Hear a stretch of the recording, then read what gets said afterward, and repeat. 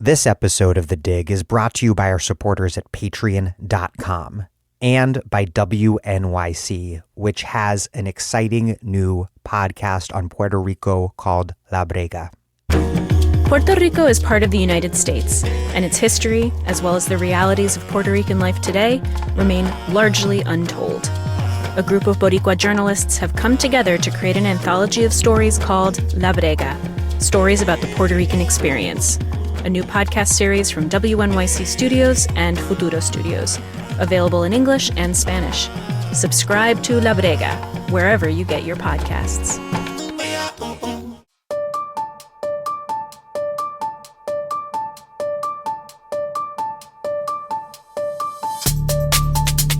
Welcome to The Dig, a podcast from Jacobin Magazine. My name is Daniel Denver, and I'm broadcasting from Providence, Rhode Island. We are called upon to love our jobs at a time when work has for so many become less lovable than ever. As Sarah Jaffe explains, this is no accident. The idea that you should do what you love and you'll never work another day in your life is a dominant fantasy that keeps today's neoliberal capitalist order afloat. It keeps you thinking that the solution to your low-wage service job is to keep looking for that dream job or to focus on that 5 to 9 side hustle instead of organizing with your coworkers to take on the boss. It keeps you thinking that because you do creative work, it's okay that you work long hours and for little pay, because if you're doing what you love, what do you have to complain about? It tells you that if you're a teacher or a nurse or a nonprofit worker whose job is to serve people, that you organizing for your rights is a betrayal of those people who you serve. The myth that we should love our jobs obscures the fact that only solidarity and collective action can set us free. Today, I'm talking to Sarah Jaffe about her new book, Work Won't Love You Back: How Devotion to Our Jobs Keeps Us Exploited, Exhausted, and Alone. Before we get rolling, if you like this podcast, support this podcast at patreon.com/thedig. We do not paywall anything so that everyone can listen. That is very important to us, and it only works because those of you who can afford to contribute do so. Depending on how much you contribute, we have left-wing books and also mugs and tote bags to send you as a thank you.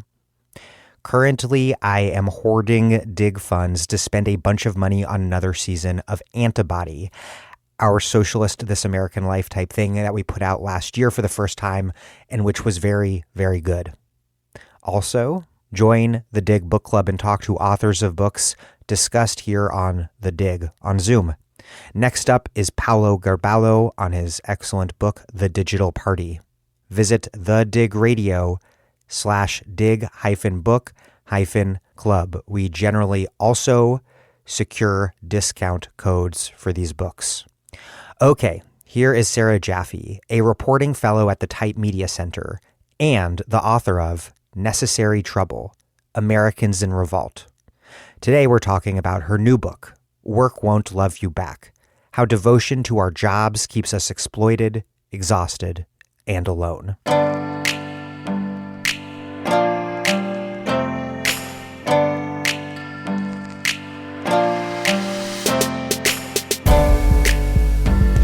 Sarah Jaffe, welcome back to The Dig. Does this make me your most frequent guest, Dan? You might have to take this up with Aziz. I think what we have to do is do a joint episode one day. Your new book is a meditation on the injunction that we love our work, or if our work is just plain unlovable, to hustle hard enough to find that dream job because, as they say, do what you love and you'll never work a day in your life. The idea has just become such common sense, but you write that it wasn't always that way at all. It used to be widely accepted that work indeed sucked and that you did it for money and for the fewest hours possible. What happened? The short version is that patriarchy and neoliberalism happened, but the much longer explanation would take about 3 hours. So the short version is that I trace the story of the labor of love becoming this sort of widely spread expectation that has leaked into all of these different kinds of work to the shift away from industrial labor in countries like the US. So as factory employment goes down, what takes its place? Well, a lot more of the kind of service work where you're expected to sort of paste on a smile and at least pretend to be having a good time. So, we have an economy that's now been filled in with service jobs, with healthcare jobs, with all sorts of things that require sort of face-to-face interaction with a person, a student, a client, a customer, or whatever. And that work is extremely gendered labor, right? Work that is based on some level on the work that women are expected to be doing in the home for free. And that expectation has long shaped the work that women do when they do leave the home to go to work. And so as more and more women go into the workforce, those expectations sort of follow them and then end up rubbing off on everyone, whether or not you are a woman, and even whether or not you're in a gendered field. And then the other side of that story is the jobs that we're all supposed to sort of dream about, lust after, long for, whatever. Those are the kind of creative jobs, the exciting jobs. And that I trace back to this sort of history of the narrative around artists and the way that we expect artists to be sort of super magical, unique geniuses who just do the art no matter what, whether they're starving, cutting off their own ear, or locked in a garret, whatever it is that you might be doing, right? The narrative is that too is not really work. And so if you have that creative job, which somehow has now crept into everything, from actually being an artist to being a computer programmer, those jobs are also somehow exciting and fun and not really work. You write about Luke Boltanski and Eve Chiapello, who famously wrote that any given era of capitalism, that it corresponds to a particular spirit of capitalism to justify itself. Explain this idea of a spirit of capitalism, why these spirits change over time, and particularly why it is and how it is that today's dominant spirit, this labor of love ethic, how it emerged and what sort of problem for capitalism it solved. That book is great, partly because they did the work of wading through the management literature. So someone's got to do it. No, but really, I tell my book through the stories of working people. So I'm telling the story of people who've experienced the sort of pressure to love their job. They are telling the story through the management literature, which is through how people are taught to motivate workers. It's really, really fascinating. It's a great book. It's very long. So Boltanski and Chiapello, and they were writing this book in the 1990s. So this is before Facebook, say. And yet they predicted so many of the things that Facebook would come to exacerbate in terms of everybody being networked and all of our jobs being fundamentally unstable and the value of sort of flexibility and excitement and creativity, all of these things that were already underway in the 1990s. But the spirit of capitalism, right, they get this from Max Weber, who wrote famously The Protestant Ethic and the Spirit of Capitalism. And, at the time that Weber was writing, the Protestant ethic did not expect you to like your job. In fact, you were almost sort of supposed to not like it. You worked to be good rather than to enjoy yourself, because the Protestant ethic essentially played on people's insecurity about going to heaven, that you were supposedly predestined to either go to heaven or go to hell, and there wasn't really much you could do about it, but you should work really hard anyway to make it look like you're the kind of person who's going to heaven, and then maybe it would happen. Predestination is really weird. Sorry. It's really strange. Yeah, because it's fatalistic, but then weirdly it also motivating. Tricks people into thinking that they can kind of do stuff to make themselves get into heaven. Right. It's very strange, right? Because it is at some level, it's just saying work really hard and you might be screwed anyway, but cool, you'll have worked hard. So that was the Ben Franklin kind of ethos, right? You're just going to be industrious and whatever. And that worked for a while. And then you get the sort of industrial ethic, right, which is what they write about, the sort of Fordist compromise kind of way of thinking about work, which is the work probably sucks. But you get paid, you have a union contract, you get weekends off, and your real life is what happens outside of the job. And because of the unions, you have conditions that are fairly decent when you're not at the job. And conditions that are okay on the job. It's probably not going to kill you. And that lasts up until the 1970s, and then there is a crisis in profits, which many of your previous guests have explained, so I'm not going to. So capital, in order to wring more profits out of the same kind of production processes, manages to relocate them. Laws are changed in order to allow capital to go wherever the hell it wants, et cetera, et cetera. And neoliberalism comes in the first government in Chile under Pinochet, and then spreads to the US, the UK, and Margaret Thatcher, who is just a wonderful person to tell this story through, because Margaret Thatcher really just says everything out loud. So, she would say things like, economics are the method and the object is to change the soul. And really, she said that. That's a quote.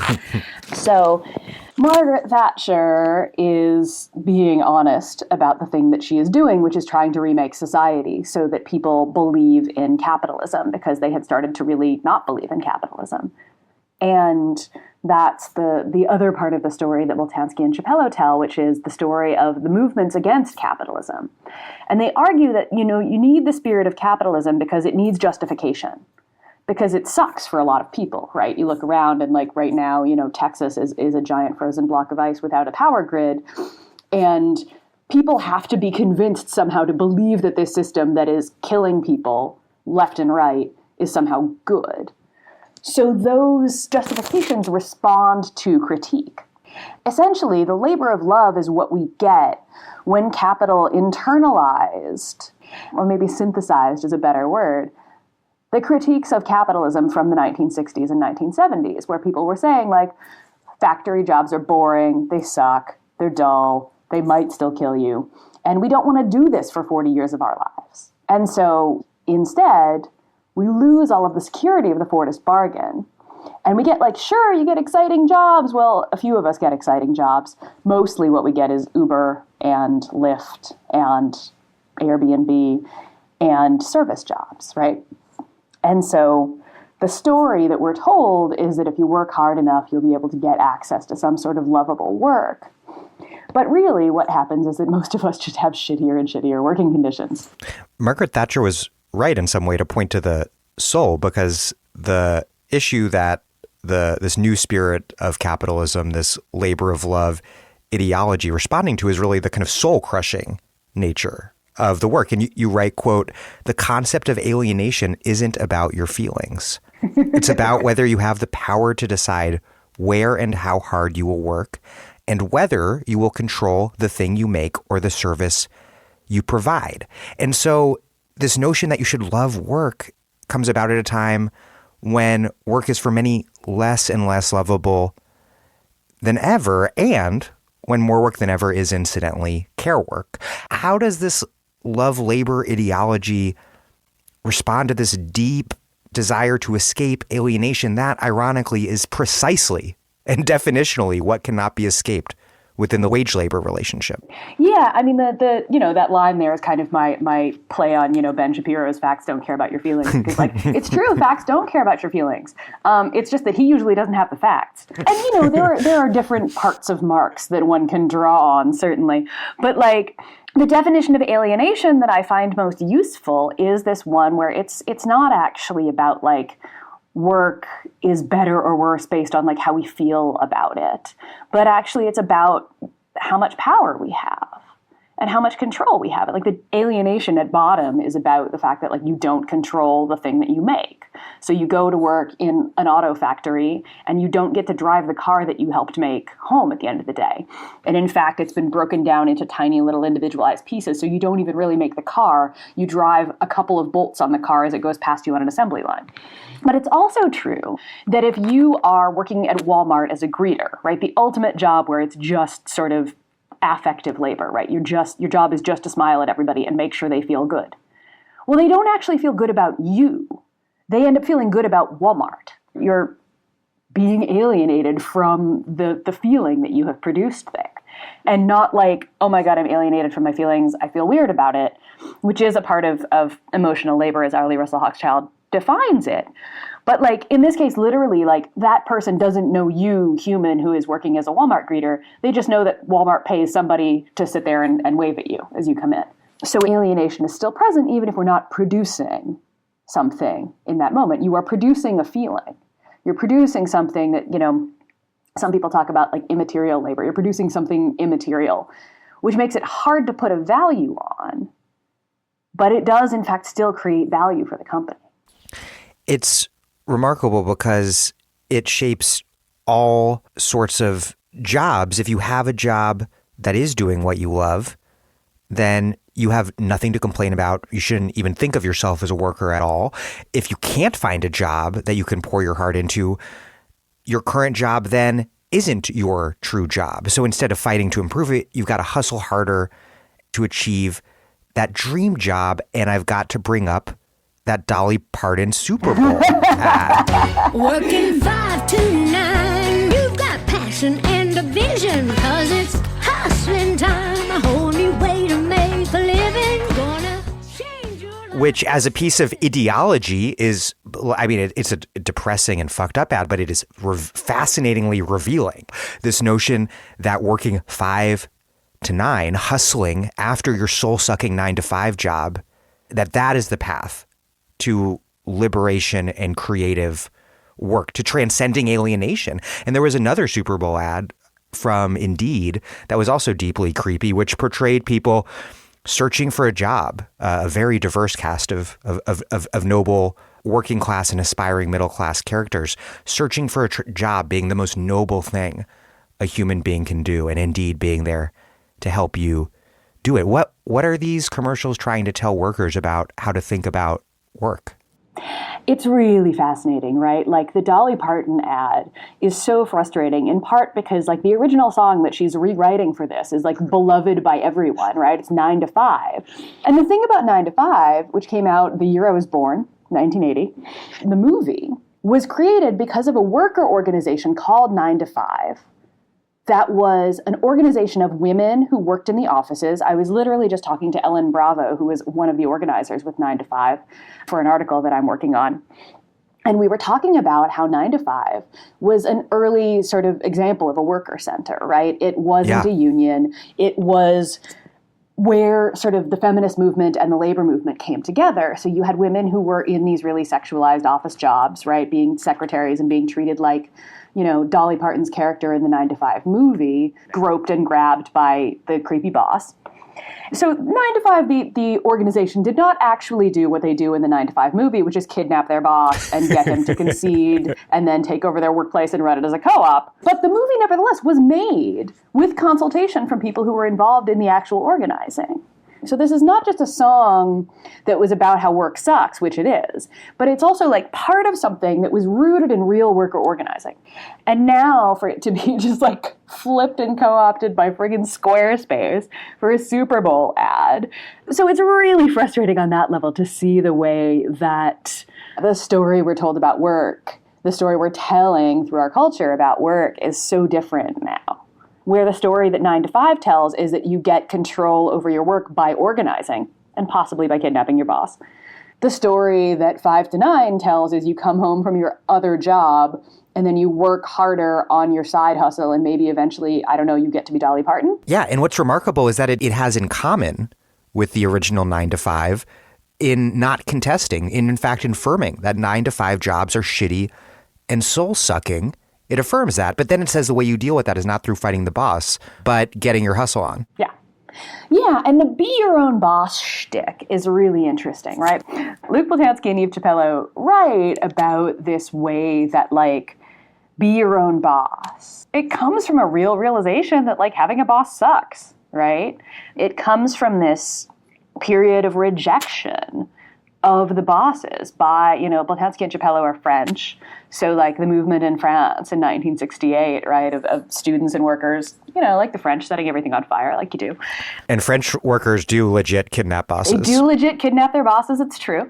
So like the sort of synthesis of this rejection of the workplace, the boss, the relationship of power that your boss has over you, what we get out of that is we get Uber, right? You get like, oh, you're your own boss now. You're an independent contractor. We get like Dan and I, who are freelancers, right? Like we are in a situation where in order to sort of not have the boss, you give up all your security, which it doesn't have to be that way. You know, We interviewed an Uber driver for Belabored a few weeks ago who is part of Rideshare Drivers United in California and is fighting back against Prop 22.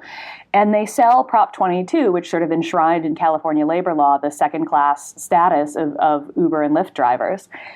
They sell it by saying, well, the drivers like the flexibility. And what this woman, Nicole, said was like, we can be flexible and still have decent conditions. We can be flexible and have like a minimum wage for drivers. You know, we can be flexible and still get benefits. These are not either or things. They're only either or because you've set them up that way. And so this whole be your own boss shtick, it's the thing that we are told is going to help us escape from alienation, right? Because like, you know, alienated labor is when your boss is profiting off of you. Well, if you're your own boss, except you're still not your own boss. You just have multiple bosses. Now you have the app and every single customer who gets to rate you on that service, and the algorithm will just kick you off the service if your rating doesn't stay high enough.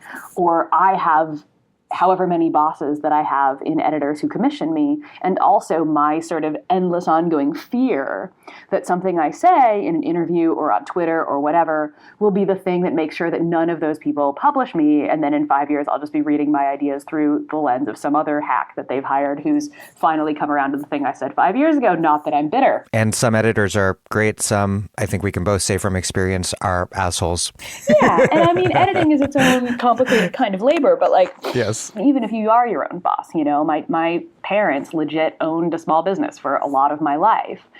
What that actually meant was just that you're subject to all of the pressures of capitalism, and you just have to keep working, right? Like, it still doesn't allow you to exit the relationship because capitalism is totalizing like that. You cite Josh Clover's analysis of how deindustrialization forced auto workers into this bizarre position of fighting to keep their plants open rather than the age-old fight to work less for higher wages.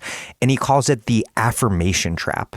You write, quote, labor is locked into the position of affirming its own exploitation under the guise of survival. I thought that was fascinating. How did this affirmation trap emerge? And then how did that lay the groundwork for this mythos of the labor of love?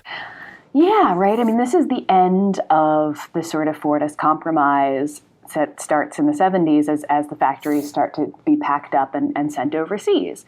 And what that does, right, is it puts the workers in Detroit, say, where the wages were high and the unions were strong, in competition with workers in like the south of the U.S., where the leaders are racist and the unions have little protection, or in South America, in the global south, right? In any part of the world where they can get labor for less and also, you know, get laxer environmental regulations. And that's a whole other part of the story. So this is a way to drive wages down, right? So workers will say, give back something in their contract in order to keep the plant open. And this is sort of a state of things that now we've just internalized. But it was not around forever. You know, workers used to strike all the time, shut the factory down. When I talked to some of the workers at Lordstown, you know, they would just tell me about like wildcatting because like, you know, the foreman yelled at some guy and they would all just walk off the job because they had the power to do that. But if the job can close, if the factory can just be shut and reopened somewhere else, then shutting the factory just sort of makes that happen faster. And we saw this in 2019. You know, we had two major strikes happen in about the same time. And one was the GM strike that went on for a while. And one of their demands was trying to keep open some of these plants that GM was going to close, including that plant at Lordstown. And then there was the Chicago teachers strike. And the Chicago teachers won again, right? They didn't win everything they wanted, but they got a much better contract. And the GM workers were out on strike for something like 6 weeks and basically got the same deal that they would have before the strike. And the plants are still closed. The Lordstown plant is still closed. So a thing, and I was talking about this with a friend this morning because somebody was sort of tweeting that, you know, oh, everything would be better if unions just struck more. And it's like, that is both true and also not true. Because in some cases, you can't get what you want by shutting the plant down if what the boss wants to do is shut the plant down anyway. You can't get what you want by being like, I'm not going to work if the boss is like, yes, I'm trying to have you not work. Exactly. So in that case, right, the boss kind of gets what they want either way. Either the workers agree to concessions which cuts their wages or cuts their healthcare benefits, or accepts a two-tier system where like the current workers will get to keep what they have, but the new workers will be hired for less, which was forced on the UAW during the 2008 financial crisis and the auto bailout.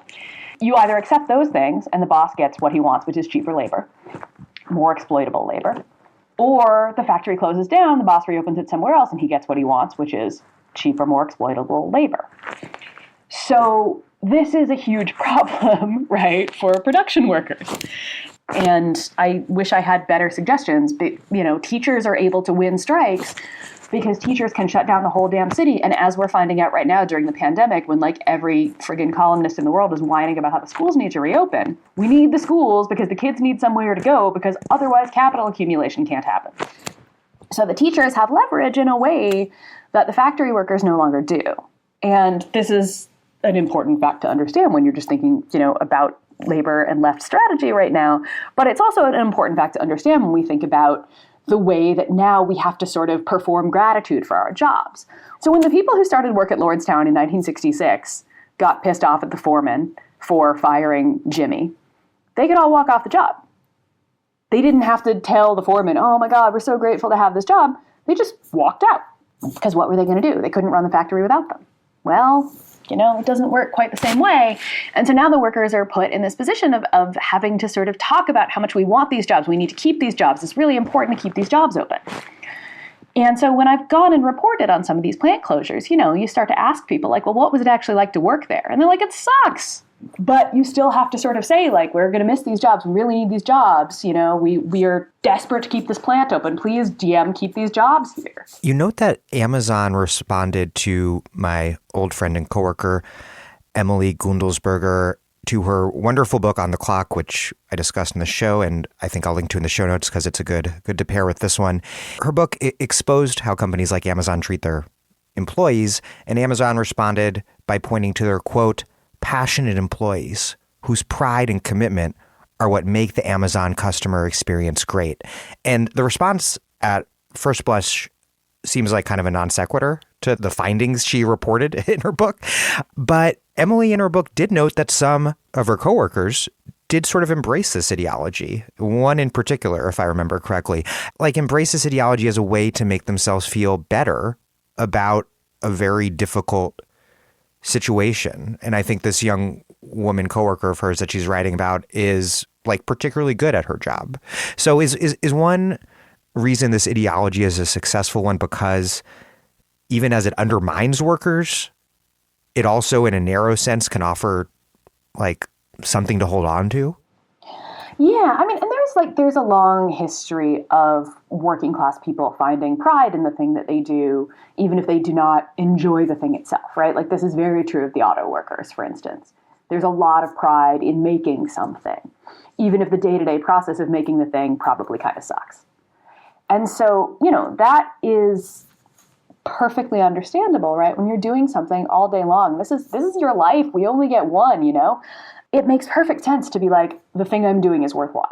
Yeah, work takes our time, and our time just happens to be our life. I think you quote someone who says... Selma James, yeah. Yes, it's a really nice quote. So it makes a whole lot of sense that you will feel that way. And, the companies very much encourage you to feel pride in being good at it. And the flip side, of course, of feeling pride in being good at it is you get blamed if you're bad at it. And that's the way these things end up becoming a trap over and over again, right? I talk about Adam Kotsko's book on neoliberalism's demons and the way that the system is set up to provide this illusion that we have choice in order to basically blame us always for choosing wrong. So if you work at the Amazon warehouse, you must have chosen that because you clearly, apparently, somehow had other choices that were better. Even though I was talking to a researcher today who found that in one part of the UK, 58% of the job ads were for Amazon warehouses. So you don't have that much of a choice. But nevertheless, you chose to work at the Amazon warehouse. And therefore, if you are bad at working at the Amazon warehouse, if you get fired, you must have been bad at it. Then you deserve whatever happens to you. The system is set up to blame you. The system is set up to make you internalize and personalize everything. And that's the thing that Margaret Thatcher was talking about with changing the soul, right? The privatization of everything results, as Mark Fisher said, in vast privatization of stress.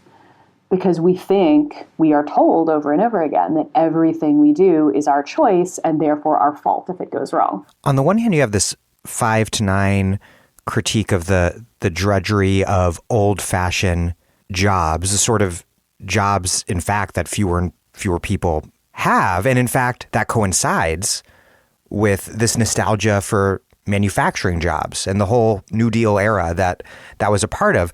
And you write, quote, "Those jobs had been good because they had been union jobs, not because workers' actual day-to-day experience was anything other than relentless and dehumanizing."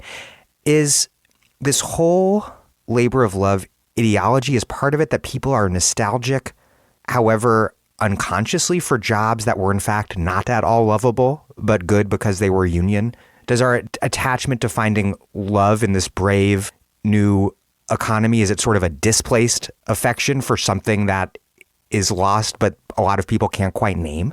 I mean, I think it is absolutely like a very deep human need to have meaning in our lives. I mean, this is why so many of us use so much of our 5 to 9 time doing political organizing, right? We are in part looking for meaning. But like the nostalgia for the old job, I think in some ways is nostalgia for a job where you didn't have to pretend to like it. Yeah. Right? And that's really gendered. That's the thing that I want to sort of make clear about this is I wanted to write this book. I've wanted to write this book for years and years. And I knew it was about gendered labor, right? That was a big part of it.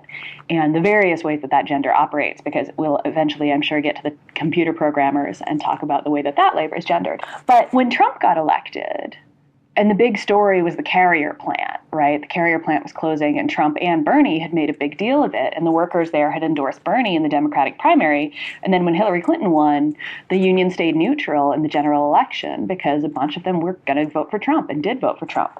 Because Trump is telling this nostalgic story about making America great again, bringing back the factory jobs, right? You don't have to sell your home. We're going to make sure these factories don't leave, and we're going to bring them back. When I went to Lordstown in 2019, they all remembered Trump coming to Youngstown and saying, don't sell your home, these jobs aren't going anywhere. Well, they did. But Trump is selling this picture that we're going to go back to 1945, right? We're going to go back to the man in the factory, the wife in the home, and the way things, they think should be. And it's a very, very gendered picture.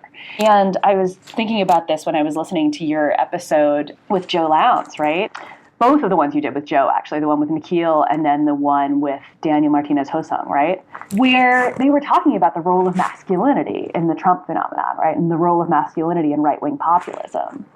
And there is a real way in which, that masculinity is tied in with those kinds of jobs.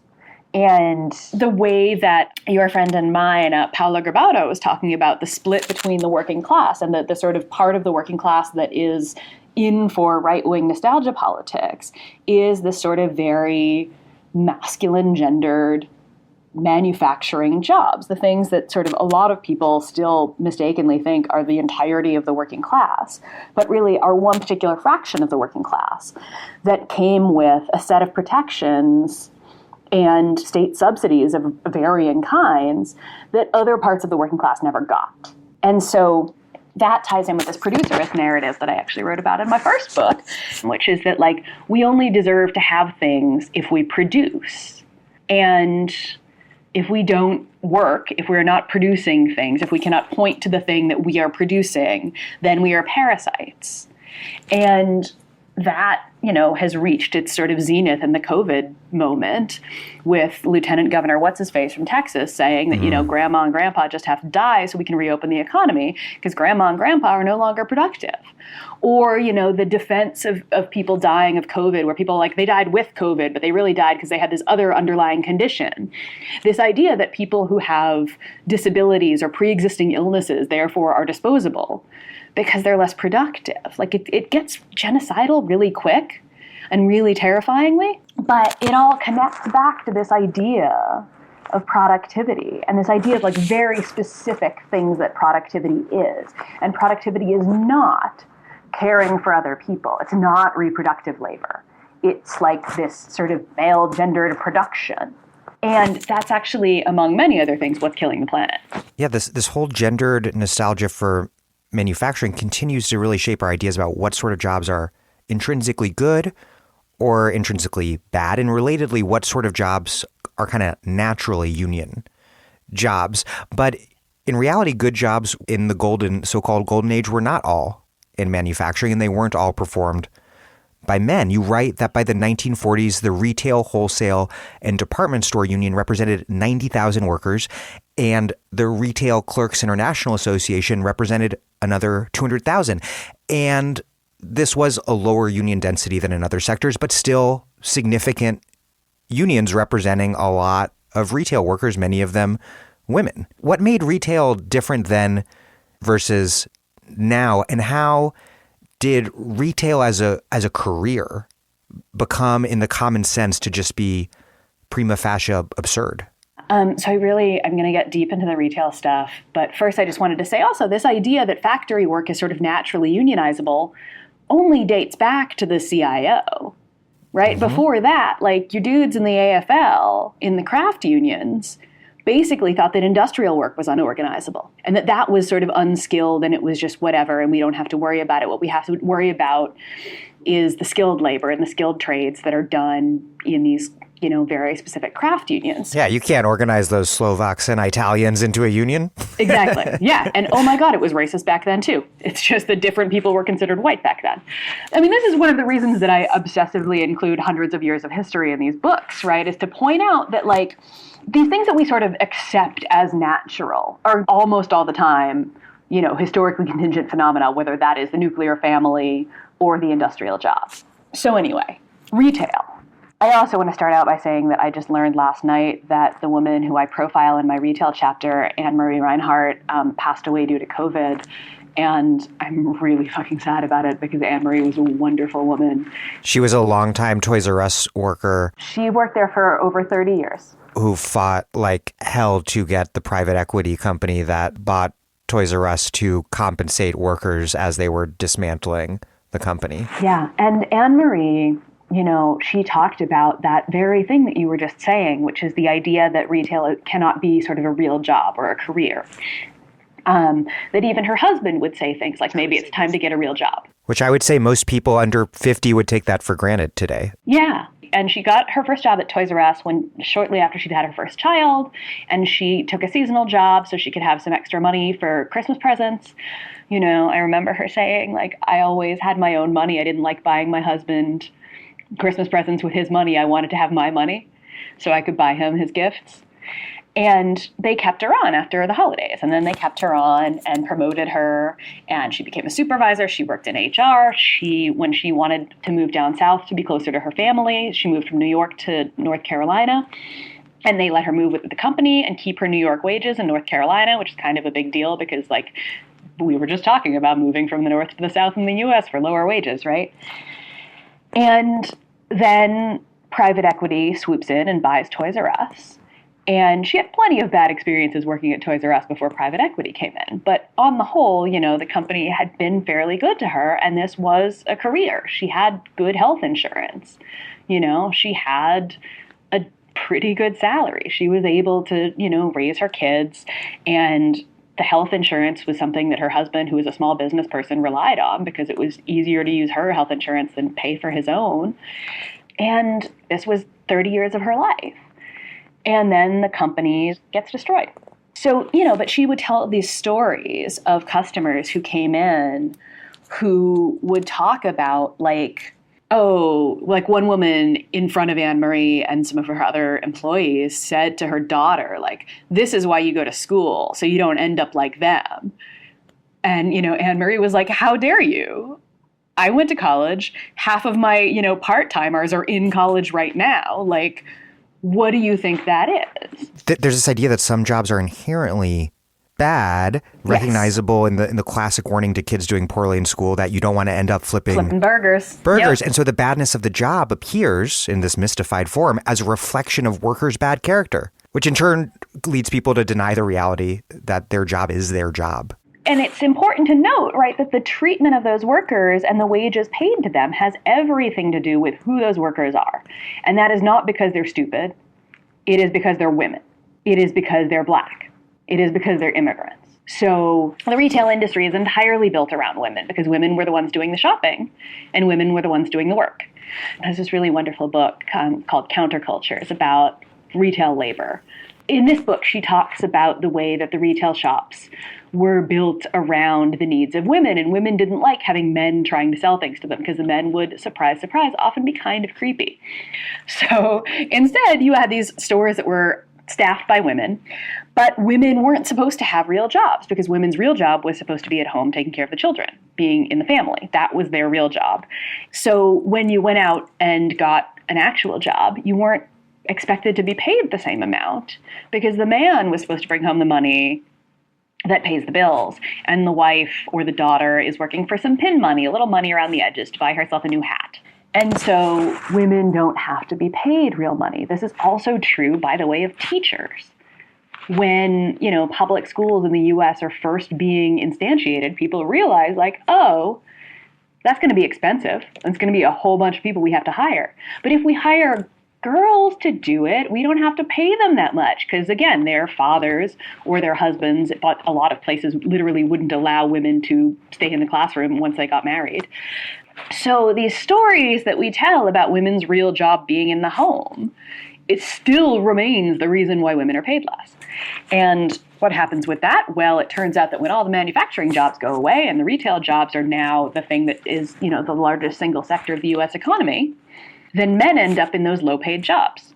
And it's not just teenagers, right? It's not just kids working at McDonald's. The average fast food employee, the last time I looked at a study of this, was 35 years old, probably has at least one kid. And the reality of this, right, is that the conditions of these jobs are shaped by these expectations that are gendered and racialized. And that actually becomes the conditions of the broader working class. Because it turns out that when you carve out one kind of workers to have fewer rights than the rest, eventually capital is going to seek that lowest level, whether that is factory workers in Bangladesh or it is Uber drivers in California. Walmart, of course, was the company that more than any other made women's retail work, or at least feminized retail work, what it is today. And you write that the company, founded in the Ozarks, developed its approach by learning from their employees. Quote, women taught Sam Walton what mattered to them, a sense of Christian service and a feeling that they were helping their community, which animated them more than their low wages did. How did Walton's observation of rural Christian women shape how he ran Walmart, and how did that in turn shape today's spirit of capitalism? It's really interesting. I was just talking about this on Twitter today because Alex Press had observed something about Amazon, that now some public schools are teaching Amazon logistics. And it's they got that from Walmart too, because Amazon's innovation is less an innovation in how to do anything and more just ripping off Walmart and sort of brute forcing it bigger and meaner. So Sam Walton, despite his sort of folksy image, was not actually particularly religious. He was just a Southern guy who had been a debt collector during the Great Depression.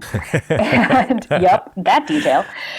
And when you asked before about what happened to sort of those big numbers of unionized retail clerks, the answer in a lot of cases is Walmart. Walton sort of specifically invested in growing his retail empire in Northwest Arkansas, not just because it's pretty, although it is really beautiful down there, but because it was mostly farm country. It was very much not union.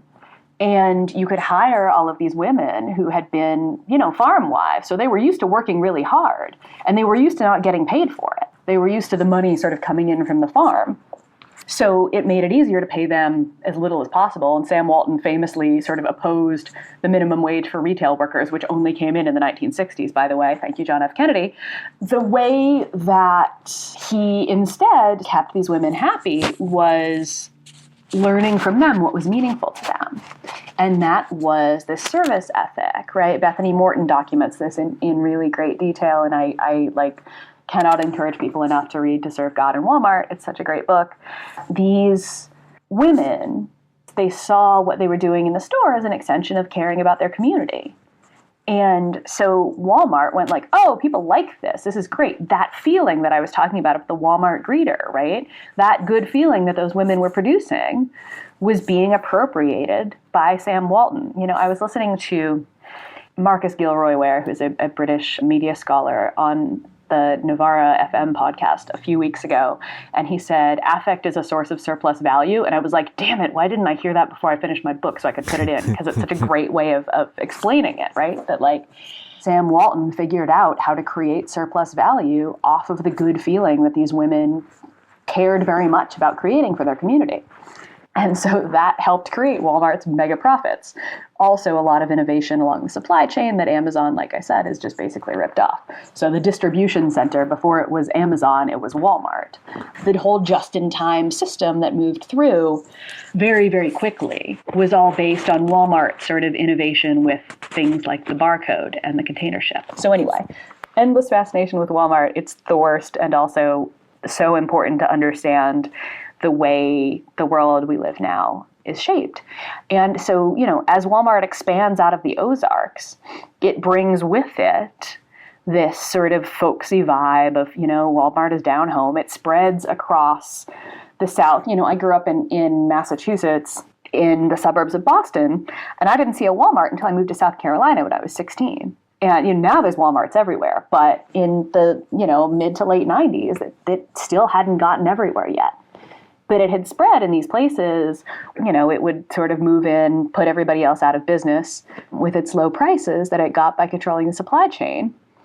And a lot of the places that it put out of business would be unionized grocery stores. The other stores end up having to lower their working conditions, again, to compete with Walmart, which has just sort of busted its way through. And Walmart has the control over the supply chain that the, you know, small neighborhood grocery store doesn't have. So the small neighborhood grocery store is paying twice as much maybe for the tube of toothpaste. So it can't sell it for the price that Walmart can sell it for. All it can do in order to squeeze money out of somewhere is try to cut labor costs. What are labor costs? Labor costs are humans. It's like, I'm like Soylent Green is people, but like labor costs are people. Every time you see like Bloomberg Business Week being like such and such labor costs, it's like, those are humans. So this is the situation of work for so many women today, but rewinding a few decades for second wave feminists, liberal middle class second wave feminists, entering the workplace was supposed to be liberating. Middle class women did re-enter the workplace, though you do write that the story about women entering the workplace over the past half century obscures that some working class women had only just recently left the workplace because the New Deal order allowed their husbands to make enough to support them with the so-called family wage, while many others, particularly many black women, never left the waged workplace at all. But lo and behold, with second wave feminism, many middle class women do re-enter the workplace, but their husbands didn't put in shorter work hours or do more housework. Instead, you have households just increasing their net hours in the waged workplace, while working class women, again, many of whom had never left the workplace, performed domestic labor on middle class women's behalf so that they could go to work. What did the second wave feminist analysis miss about the nature of sexism and gender under capitalism in America? Everything? Okay, that's not fair. That's not entirely fair. So the interesting thing about this also is like what I write about in the nonprofits chapter is that like this sort of history of nonprofit work is also a gendered history of labor, that was what a lot of middle class women would do when they were not really supposed to get real jobs, right? And they weren't really allowed to like go into the professions. So you would get sort of these educated women who then are expected to get married and no longer work. What can they do? Well, they can do charity work, which often ends up being exerting power over women who are further down the chain than them, rather than exerting any power over men. Anyway, this is the story of middle-class white women, basically, is always looking for power and managing to exert it over other women. And that's not just like the origins of nonprofits. You still see that, you know. Oh, yes. But yeah, so what Betty Friedan's, you know, feminine mystique argues is basically the same thing that workers in the 60s and 70s are saying about the factory, which is that this shit's boring and it sucks. You know, that it's work, essentially. So, you know, on one hand, you get this argument that the solution for that is allowing women to go do what men do. which is go get wages for a job that is presumably going to be intellectually stimulating and exciting and lovable and joyful. Yes, Betty Friedan has some things to answer for. Because you also had this other feminist movement that was happening at the same time. And it was the welfare rights movement. And it was Black women saying that actually the work we're doing in the home is work. And it is actually incredibly important for the maintenance of the entire damn society. And so it is actually right and just that the state pays us a wage, i.e. welfare, aid to families with dependent children, for doing that work. And of course, our buddy Bill Clinton came along and finished the job that Reagan and the rest of them started and, reformed welfare out of existence. And now today, as we speak, mainstream liberals are in the New York Times going, oh, wait, maybe the best thing isn't always to force people into the wage workforce, and maybe the government should pay people to stay home with their kids. And maybe this is a bit unfair to these currents of second wave feminism, but this idea that entering the workplace would liberate women intersecting with neoliberalism, as you point out, leads to the welfare reform of 1996, which not only coerced poor mothers into low-wage work, but also truly perversely into marriage. Yeah, because the family is the workplace, and it is a site of discipline and control. So, right, there's all this marriage promotion money. I mean, you had Melinda Cooper on, who explains this in much better detail than I can. But, the way that the family is the tool of discipline, again, Margaret Thatcher, because Margaret Thatcher explains it all. There's no such thing as society. There are individual men and women, and there are families. And that is neoliberalism in a friggin' nutshell. There is no broader society, therefore there is no need for us to support mothers in raising children, or fathers, or anybody of any gender who wants to raise children. That is your own damn fault and your own damn job, and your individual men and women or families. But not to pin all of neoliberalism on middle class, it is not Betty second Friedan's wave fault. It is Margaret Thatcher's fault. Feminism, yeah. But there are significant shortcomings in the analysis that do sort of intersect in uncomfortable ways with neoliberalism. And as you point out, both the welfare rights movement and the wages for housework movement, they had both seen that, quote, neither the workplace nor the family was a site of freedom.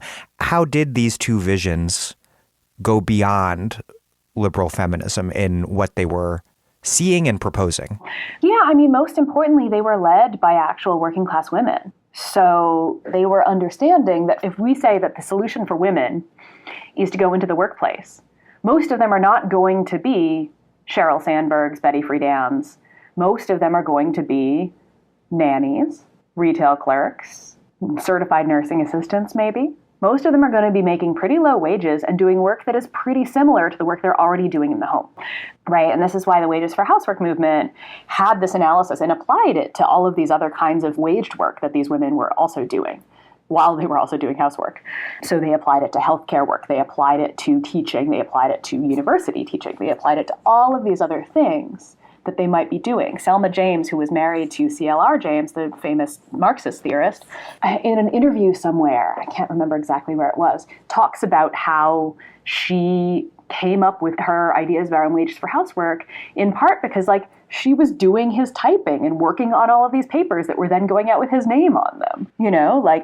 How many people's wives did their, copy edited and typed their manuscripts? There are all of these little ways in which their labor was subsumed into the world I do thank of men. Thea in my acknowledgments. And I assume you also read her things back. Yes. So this understanding that, putting people into the workplace, for instance, right, when welfare reform, Bill Clinton's welfare reform, comes through, what happens is an expansion in the size of the low-wage workforce. It ends up being essentially a subsidy to Walmart and McDonald's and everybody else who pays people minimum wage.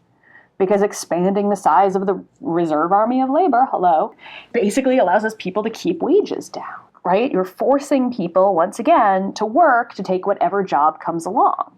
Well, when people are forced to take whatever job comes along, the company doesn't have to actually do a whole lot to entice people to work there. And of course, they do still try to tell you that it's going to be really fun and exciting working there. And you see an Amazon billboard that says, get a job delivering smiles. And personally, I want to die. But, this whole system is set up to coerce labor, right? Francis Fox Piven and Richard Cloward famously write about this in Regulating the Poor and in Poor People's Movements, that the history of the sort of poor laws, right? Melinda Cooper brings this up. A whole bunch of people note that like welfare reform was in the tradition of the poor laws, which come from the UK. Thank you. Essentially, they accepted that there would have to be some sort of relief for poor people because otherwise there would be revolutions. So you would have to have some sort of way, the same way that like when the COVID lockdown comes in and everybody's thrown out of work, the government, at least at first, kicked everybody some cash because they realized that you couldn't, in fact, just sort of tell everybody to go die. They've been slowly working their way up to telling us all to go die. And, there were exceptions like you do in Texas. But, you have to provide some sort of support or else the poor will rise up and raise hell. That support is always sort of flexible. So you can take it away when you want people to go back into the workforce. Robin D.G. Kelley writes about this with the New Deal programs in the South, that, when the farmers needed people to come pick the crops, the people who were running the local jobs programs would suddenly kick a bunch of black men mostly out of their government subsidized job because then they would have to go do the farm labor. This kind of tradition of sometimes we'll give it to you and sometimes we'll yank it away is all designed to just create cheaper labor. I'm Aziz Rana, and you're listening to The Dig, a great place for analysis about where we are, how we got here, and what can be done. It's my favorite podcast, and you can support it at patreon.com. This episode of The Dig, like every episode of The Dig, is produced in partnership with Jacobin Magazine. Jacobin is an incredible publication, and you've probably seen a lot of what they've published online. But they also have a really beautiful print magazine. It comes out quarterly and has well over 100 pages packed with illustrations, infographics, and some of the best graphic design in the country. Dig listeners can join 50,000 Jacobin subscribers, developing socialist political thought and debate for just $15 a year. $15 gets you an entire year of Jacobin in print and access to the magazine's entire back catalog.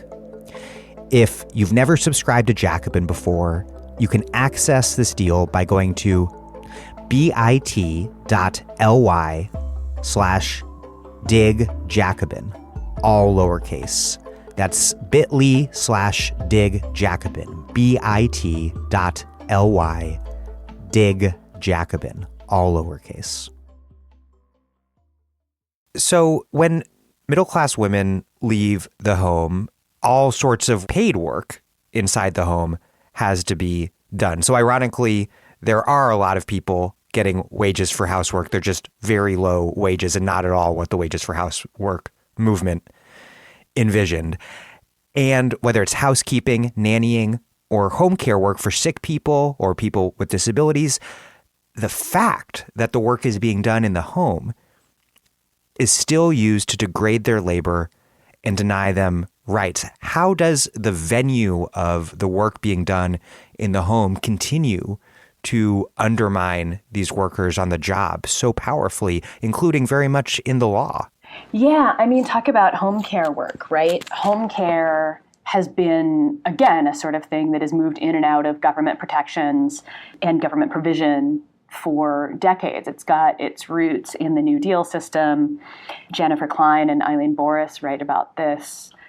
And again, it sort of starts as a kind of make-work program during the Great Depression and then expands into our elder care system. So now it's one of the fastest growing jobs in the country. And in 2014, I'm pretty sure, the Supreme Court and our buddy Samuel Alito, everybody's favorite justice, ruled that it's not really work. And so therefore, home care workers unions, of which there are plenty, were not entitled to the same kinds of protections that other unions did. Of course, this was also designed to be a stepping stone to the Janus case, which came along a couple years later. And we get so-called right-to-work conditions in the entire public sector because it turns out, once again, that whatever you do to the easiest workers to pick on, you will eventually try to do to everybody else. If I can convince people of no other reason why they should care about race, gender, immigration, whatever, it is because the conditions that are done to those workers are going to eventually be done to you. So if you cannot bring yourself to be woke in any other way, at least understand how capitalism works. Thanks. So home care work in the Harris v. Quinn decision is ruled partial employment, partial public employment. It's not real work because it takes place in the home and between people who have a familial caring relationship. Sometimes home care relationship takes place between people with some sort of familial or personal relationship. Often it does not. And even if it does, it is still, once again, work that society has an interest in making sure is performed. Unless, once again, we just want to get genocidal about people who are elderly or have disabilities, which we do not, because that is horrifying. Well, and this home care system, unsurprisingly, treats people, not only home care workers, really poorly, but really underserves people who need home care to survive and live at home, something that I've come to understand all too well recently as Thea has struggled to help my father-in-law secure assistance that he needs, having to make him poor enough on paper to qualify. Just a totally Byzantine Yeah, because it's system. through Medicaid. And yeah, it's really telling the way, the same way that like the K through 12 teachers have talked about, our working conditions or our students' learning conditions, the way that we don't value elderly people with disabilities in society because they are considered no longer or not productive. It also rubs off on the workers who take care of them. We don't really care about their conditions either because we don't value the entire situation that's going on there very much as a society because it's not really creating value for capital. The idea that the shit job you have now is justifiable because your real dream job lies somewhere in the future is really powerfully evident in the case of or underpaid internships, which I've had, I presume you have had. You write, quote, "Working for free in order to one day get one of those jobs that are worth loving, the intern is the vehicle by which the conditions of contingency and subordination that are common to low-wage service work creep into an increasing number of classified vehicles." And ironically, you note, quote, "The interns replace the very employees they hope to be." How was it that internships suddenly became so commonplace beginning in the 1990s, alongside this, quote, "strange kind of sense that one had to earn one's job," even though, of course, the point of an internship is ostensibly to educate the intern? Right. It turns out that when you call people students and not really workers, you can also screw them over in exciting and new ways. The internship is fascinating, right? Because it's not a type of work, but it is a type of work. And the reason that I wrote the thing that you quoted there that I can't repeat back as beautifully as you just read it is that, you get internships in all these different fields. But you put the intern in this position, the sort of stereotypical thing an intern does is what? Fetch coffee. So basically the intern is the eternal service worker, even when they're in a field that is very much not service work. But you still bring those conditions of service work into those workplaces. The intern has to be sort of perpetually grateful and perpetually willing to do whatever is asked, even though sometimes it's ridiculous. Like I had an internship at a magazine, and they asked me to clean and rearrange the boss's bookshelves. Wow. I'm learning a whole lot. But the way that the internship spreads, it's interesting, right? Because the actual beginning of internships that we call internships was in the medical field. But it spreads into all of these other places. It spreads through politics. And those medical internships also infamously suck and are not good for anyone involved. Especially in the U.S. where we just have nightmare conditions, work 100-hour weeks. It's just bonkers. You got the union, the Committee of Interns and Residents, trying to bargain down to an 80-something hour week. Yeah.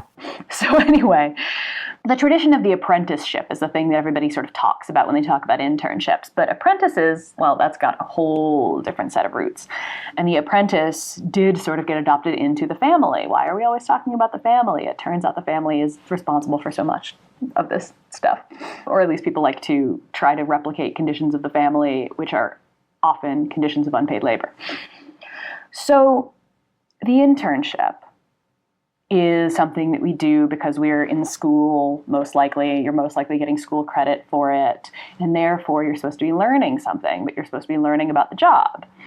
Except most of the time, what it actually ends up being is you're doing the labor that otherwise they would have to pay somebody to do.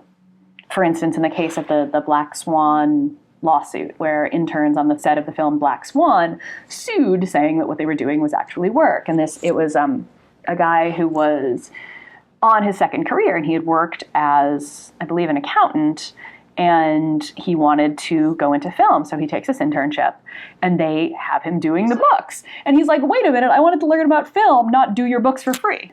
And so it's expanded into all sorts of ridiculous places. The Disney internship program is fascinating, right? Because like, what's the difference between an intern at Disney World and a paid staffer? Well, probably a union and a decent wage. The Disney interns do like concessions, you right? They do everything. They clean up vomit off of, Magic Mountain or whatever. Thunder Mountain. Whatever. The only semi-legit roller coaster at Disney World, as far as I recall. Yeah, you know all about Disney World. I noted. So one way to make a shitty job appear to be a really great job is to insist that it's not really work at all. And tech companies are a powerful case in point here because they don't just demand or suggest that workers should love their job, but they insist that they're doing you this favor by providing all of the social and leisure activities you might want in your non-job life. They're like, hey, we're providing that on the job. You're welcome. You never have to go home again, which is great if you're ramping up exploitation of, say, video game programmers through this form of super overtime called crunching. Why did this form of so-called labor emerge in the tech industry? And how does it attempt to trick tech workers into thinking that they are the ones setting the terms of their own exploitation? Yeah, I mean, the story of computer programming is fascinating, right? Because at first it was actually women's work. Yeah. It was considered sort of low-skilled, kind of like typing, right? Which is, in fact, also not low-skilled work at all. But nevertheless, like everything else, when you assume that it is done by women, you treat it like crap. So when men finally get a clue that this is actually kind of interesting stuff that they might want to do, they do a whole lot of work to actually increase the prestige of this. Friend of your show, Astor Taylor and Joanne McNeil, have a great piece about this called The Dads of Tech, which I just love that article so much. They sort of, institute all these barriers to entry to suddenly make it men's labor. It's very, very serious men's labor. And by the time you get around to like the creation of the internet, right? I read this book on the creation of the internet called, no joke, Where Wizards Stay Up Late at Night, because that is, as they say, pure ideology. Because all of these super mega geniuses stayed up all night, all the time in order to make the internet, right? Super mega geniuses who are just so uniquely brilliant that two of them came up with the exact same technology on opposite sides of the Atlantic Ocean at the same damn time. Super uniquely brilliant, though. Definitely no collaboration ever happening at all. All of these men, very, very serious, very unique, very brilliant, love their work so much they will do it all night long. So the brilliant wizards who are staying up all night making the computers also figure out how to play games on this thing. So sort of from the beginning, you get people dicking around on the internet while they are making the programs work, making the computers talk to each other, making the languages that allow computers to talk to each other. All of this stuff. And you get this idea that this is actually just fun. It's play. And I chose to write about video games in that chapter, both because like that's the epitome of this idea that like computers are there for fun, right? And that you're making games, so it must be really fun to make games, right? But also because like the games industry in particular is really known for the crunch time, as you were saying, this super, super overtime, where before the game is due to ship, like famously, I'm pretty sure it was Red Dead Redemption, where like, one of the executives of the company was bragging about everybody working 100-hour weeks before the game dropped. And, of course, like the employees are literally dropping. This is true in a lot of different parts of the tech industry, though, right? In Kate Lossey's book about working at Facebook, she writes about this one programmer who started making Facebook video on his own time as, again, just kind of dicking around with the internet. And then Zuckerberg finds out about it and announces it as a new Facebook feature at some sort of, announcement thingy that Mark Zuckerberg does. So then these guys who have been making this thing on their own time as a form of fun are suddenly doing overtime. And the one guy has like an actual physical breakdown in order to get this thing out. And he says, like, it was like my body would never work again because he just worked so much to make this thing happen. This thing that he had started doing on his own time that then again gets appropriated by Daddy Zuck. So at this point, these companies are sort of famous for having like all of these toys and gadgets and whatever. Like Kate Lossey's book is called The Boy Kings because the entire sort of system at Facebook is set up around all of the needs and desires of basically like 20-something dudes. And I was talking about this with my friend and researcher who's quoted in this chapter, Julian Saravo, we were talking about, the way these companies are set up. And basically I was like, oh, so the company is like your wife. The company is just designed to sort of do everything for you so that you don't actually need someone else to take care of you. That some researchers in the Harvard Business Review wrote about like the internet of stuff your mom won't do for you anymore. If you look at all these apps, right, you can like hire somebody to come make your bed and deliver you your food and drive you from point A to point B. And so the people making those apps are having the same things done for them by their employers. Right. But the entire thing is basically set up on this idea that it will be, a world for the needs of young boys who like aren't, have moved out of mom's house and aren't yet married, which is an interesting inversion actually of the way that, women's labor was sort of allowed when they were in between being children and being married. Which obviously excludes women, but it also excludes these boys growing up to be men who do something besides sit at their computers at work for extraordinarily long stretches of time. Exactly. And in the games companies in particular, the workers that I spoke with who are members of the game workers branch of IWGB, the Independent Workers of Great Britain Union, they were saying that, like, in games in particular, it's really common for people to leave very young, but basically when they want to get old enough to, like, maybe get married, maybe have a serious relationship, maybe have some kids, they leave games and move into some other part of the industry where the hours are less ridiculous and the pay is better. Another thing that this soylent drinking, antisocial boy genius programmer mythos obscures is that the industry still depends on an enormous old-fashioned manufacturing working class. It just happens to be in China. Does this labor of love mythology, generally speaking, does it not only serve to mystify the reality of people's jobs here in the U.S., but also to mystify the very nature of work today to make it seem far more immaterial and knowledge-based than it actually is by keeping us, when we hear the words tech worker, from thinking of a Foxconn worker in Shenzhen assembling an iPhone? By the way, there are interns at Foxconn. No, absolutely. Absolutely. And also, like, it prevents us from thinking about the fact that, like, a lot of the things, again, Astra wrote a piece about photomation. It prevents us from thinking about the way that a lot of the things we assume are done by machines are actually still done by humans. Or that things that we think are technological innovations like Uber are really just mystifications of labor casualization. Right, exactly. The same working conditions of Uber were imposed on port truck drivers decades before Uber figured out how to put it in an app. The entire story is a story of magic happening and geniuses and brilliance. And this is, I root this in the narrative that we tell about art.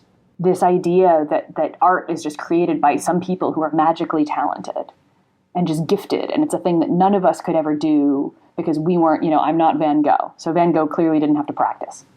I'm not a computer programmer. Therefore, I could never be because I'm a girl, right? This idea that these are things that are somehow natural attributes of certain people obscures that that's bullshit in their skills. And that the same way that I have a certain set of skills at interviewing people and getting them to tell me things they maybe don't want to tell me, I could have instead spent the last 20 years of my life developing skills at programming. One of those is not necessarily attached to my boobs. It's just not a thing. That's not how this works. But we have created these, again, incredibly gendered narratives around who is good at what work, incredibly racialized narratives around who is good at what work, who is bad at what work, which workers around the globe therefore deserve to be the sort of manufacturing workers, right? With a story we tell ourselves about the global south, about the places where people are doing the manufacturing work, or that they are grateful for those jobs, right? They're just desperate because otherwise, any number of racist stories we tell ourselves about less developed countries that it doesn't have anything to do with histories of colonialism or anything. And it's sort of like both sorts of workers exist, but the idea is that the immaterial, the so-called knowledge workers, that they're the real protagonists of this moment in history. Right, exactly. As if those jobs aren't being outsourced too. You just made references, but nothing is supposedly done more for its own sake than art, which is a very cute fairy tale, given that the world's richest people also happen to use art commodities as a major store of value. But art has this, you write that art's cult of individual genius, it obscures the reality of an industry that treats most art workers like total shit, including workers who very much work in the style of workers in the conventionally understood sense who fabricate the art that is put out under the name of famous and very rich so-called artists like Damien Hirst. You write, quote, "Art is perhaps the ultimate fetishized commodity, where the work that went into creating it is almost entirely mystified, forgotten, wiped away." And what's more, it seems to me that like the art industry requires this massive lumpen artist-tariat to make the society and culture of the art scene, only to see the value of that scene appropriated by rich artists, galleries, museums, rich art buyers. And you write, quote, "The artist becomes the ideal worker for the neoliberal age, just as neoliberalism made it harder and harder to succeed as an artist." Explain this contradictory dynamic of the simultaneous exaltation of creative work, of the creative class, alongside the degradation of artists. How does that play out? Dan, it's always dialectics. Anyway, you knew I was going to get that in here somewhere, didn't you? No, but right, like this story that we tell about artists is fascinating, right? I use Jackson Pollock in here because I find Jackson Pollock endlessly annoying just as a mythological creature. He's terrible. He also tried to strangle David Alfaro Siqueiros once after a party, which is a story that entertains me because I love Siqueiros' art. I probably would have wanted to smack him if I actually knew him. Well, he tried to kill Trotsky. Yeah, Siqueiros tried to kill Trotsky, but he had a reason for trying to kill Trotsky. I mean, presumably Pollock had a reason for trying to strangle him too, but this was before he tried to kill Trotsky. It was not a fight over the Marxist International. Anyway, whatever. We can go down a rabbit hole about the Mexican muralists if you want to. And in fact, we should, because like a lot of the inspiration for the programs that we got in the New Deal to support art came from revolutionary Mexico.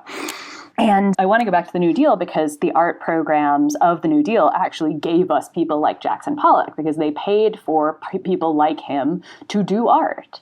He was one of many famous artists that got jobs that were publicly subsidized jobs making art, sometimes teaching art. I'm really obsessed with this thing that I didn't really know about the New Deal art programs until I was researching this book, which is that in addition to paying artists to like make murals and photographs and all of those things that most listeners probably have heard of, they also funded community art centers so that everyone could not only look at art, but make art. And I think that's really important, and we should bring it back. Joe Biden, if you're bored and looking for some programs to dump some money into for some stimulus, can we consider community art centers? So Jackson Pollock gets his start at first an art workshop that is created by a bunch of communists from Mexico. And for when Siqueiros was in New York for a while, I'm making a communal art workshop because, you know, the whole ideology of the Mexican muralists was that art is a communal project for the people, by the people. And then Pollock, after the war, becomes our, superstar who's splattering paint on canvases. And somehow this is magic and brilliant and contrasted to Soviet realism, which is terrible somehow, because it's all ideology, always. So this idea that, like, art is this individual genius is, like, belied by the actual biography of so many of these, supposedly magical geniuses that are actually supported by the state in many cases. And so I don't know how much a Jackson Pollock is worth right now, but probably a crap load of money, and probably a lot of very rich people have them hanging around somewhere, mostly because they are a store of value and not because they really understand what the point of all that paint splattering was. I'm sorry if you like Jackson Pollock. I don't. He's easy as an example in this case because he's useful. I am the furthest thing from an art critic. But, like, this story is that the art is made by the singular, unique genius, even though it is actually, in many cases, not at all made by one person. When we think about some famous art projects in recent years, I'm in Williamsburg, about 1,000 yards from where the Kara Walker Sugar Sphinx was. And the Sugar Sphinx was made by a team of workers working from drawings that Kara Walker made. But she didn't get in there with a mountain of sugar and carve it into a giant sugar sphinx, right? That was made by paid workers.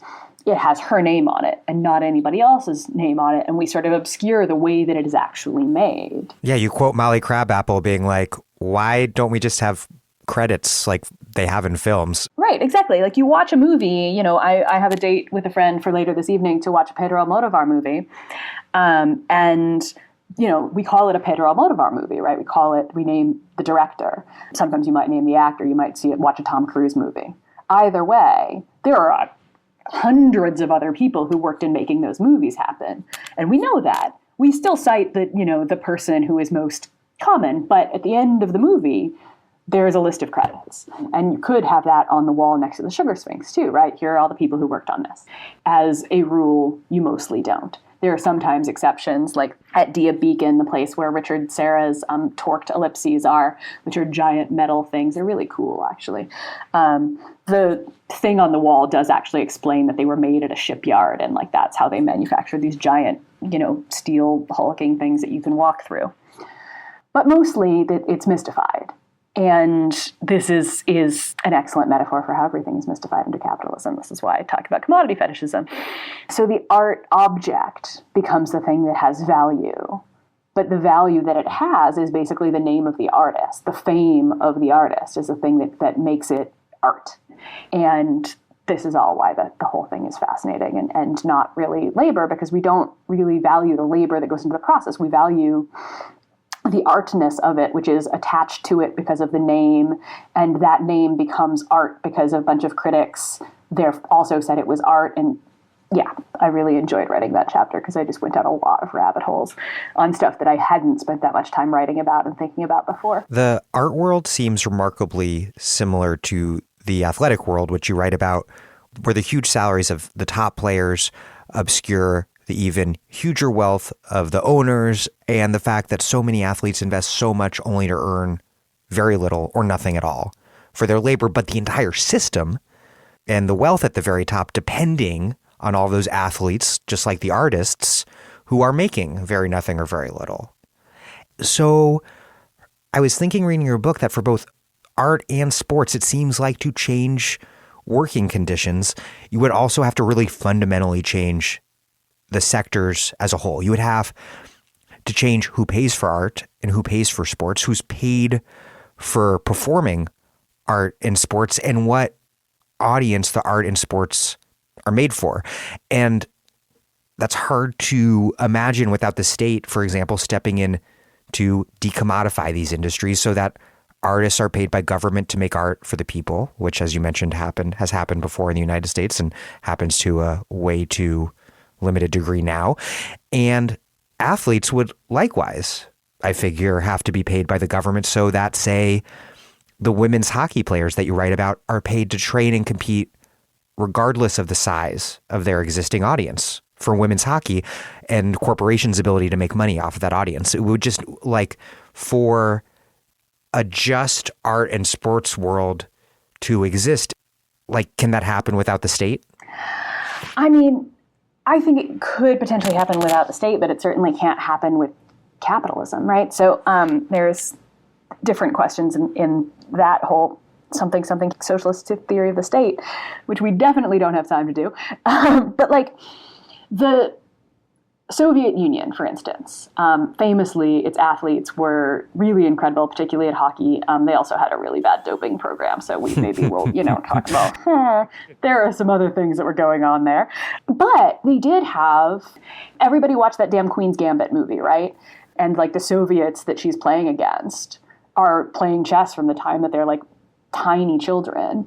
And this is because this is a publicly funded, supported program that makes the Soviets look like they're doing awesome at everything. It was a weapon in the Cold War, but it was also, state-funded sports programs. And there are plenty of things that were wrong with all of those programs that we can talk about on another episode. But the question of sort of how these systems are set up is sort of most perfectly encapsulated by the NCAA, right? Like college sports in the U.S., which are just the worst. Twisted. Just absolutely so freaking exploitative. And the thing that I have been obsessed with since it happened, like the thing that like Joe Biden has done that I'm actually like, whoa, that was good, is he fired the general counsel of the National Labor Relations Board that Trump had put in, who was just a piece of shit. And then the guy that he put in his place as a temporary, sadly only temporary, because I actually think he's great, the person that is currently running the show, the person that is the temporary general counsel at the NLRB, is the person who wrote the decision that Northwestern football players were employees. So if we got a decision from the NLRB as a whole, because the Trump NLRB overturned that decision, If we got a decision from the NLRB as a whole that college athletes are employees and not primarily students, that they are then entitled to form a union, say, that would be a seismic shift in the entire sports world. Because, like, even the pro sports are built on the backs of college programs. So the NBA and the NFL don't really have farm team systems the way like Major League Baseball does and hockey in Canada does.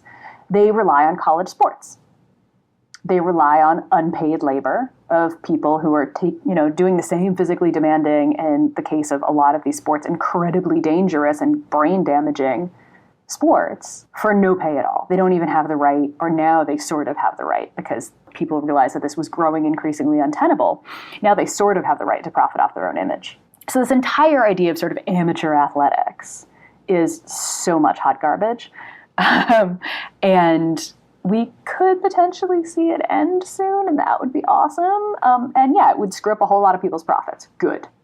You write, quote, "There is also real love in a family, which is precisely what makes it and its surrounding ideologies so sticky.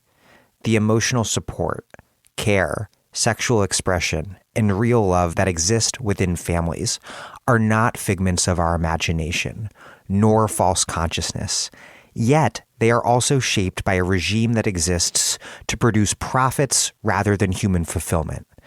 I think this is a really important point, and it seems like the same can be said for care work jobs like teaching or nursing, or also for creative jobs that people treat as vocations like art or scholarship or journalism or socialist podcasting. The idea that the family and all this work is about love is both real and it obscures the systems of domination and exploitation within which it's all embedded.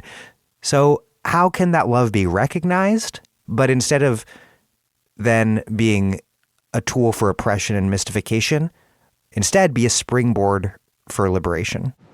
I mean, spoiler alert, I kind of think we have to destroy the nuclear family and the capitalist mode of production.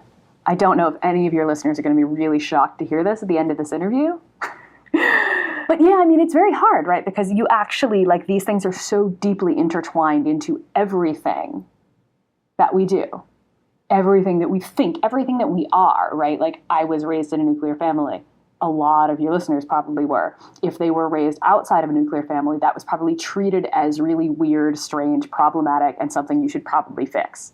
So, you know, the woman that I profile in the chapter about motherhood, she organized a group called Fallout Club, which is fallout from the nuclear family, which I just love so much. Like, these are deeply embedded things that it's really hard to break, and people freak out when you say things like the nuclear family isn't natural, but the nuclear family isn't natural. Sorry, Henry Ford helped instantiate it. You should read Gramsci on this subject. It's great. Americanism and Fordism, highly recommended.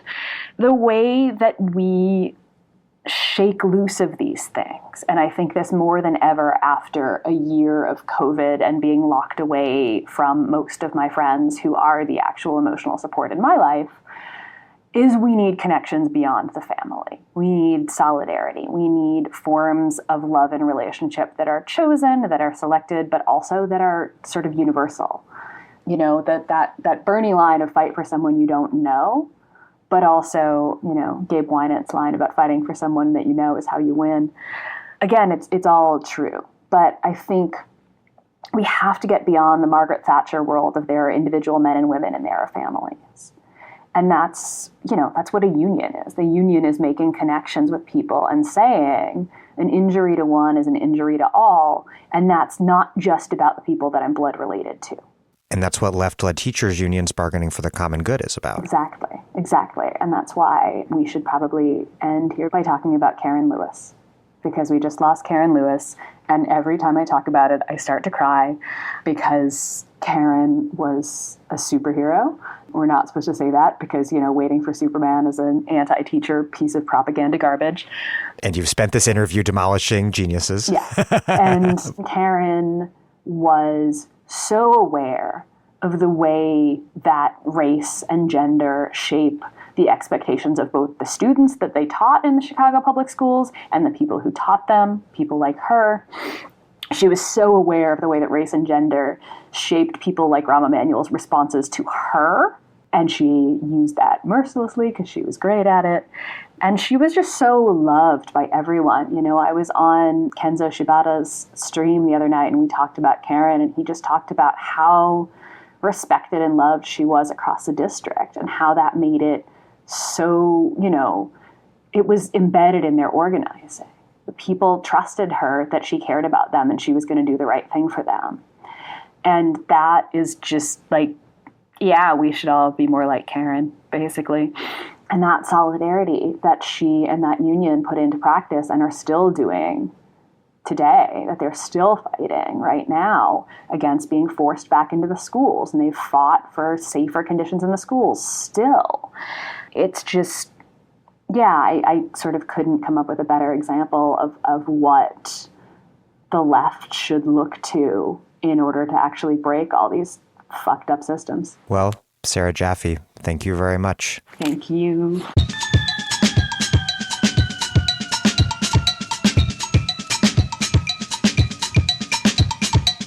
Sarah Jaffe is a reporting fellow at the Type Media Center and the author of Necessary Trouble, Americans in Revolt. Her new book is Work Won't Love You Back: How Devotion to Our Jobs Keeps Us Exploited, Exhausted, and Alone. Thank you for listening to The Dig from Jacobin Magazine. As Marx once said, after noting that labor's realization is its objectification, while other podcasts have only interpreted the world in various ways, our point is to change it. We are posting new episodes every week. The Dig is generally produced by Alex Lewis, but this episode was guest produced by the great Jesse Brenneman. Thank you, Jesse. Music by Jeffrey Brodsky. Our communications coordinator is Izzy Olive. Our senior advisor is Thea Riofrancos. Check out our vast archives at thedigradio.com. Follow us on Twitter at thedigradio, same on iTunes. Please find us wherever you get podcasts. Subscribe. If it is on iTunes or wherever, please also consider leaving us a nice review. Those reviews help introduce us to new listeners, but what really and truly does that is you telling people that you know in real life about the show, why you like it, why you're listening to it. Please do make propaganda for us. And please, last but not least, find us on patreon.com/thedig and make a monthly contribution to keep this operation going strong. Even a few bucks is huge.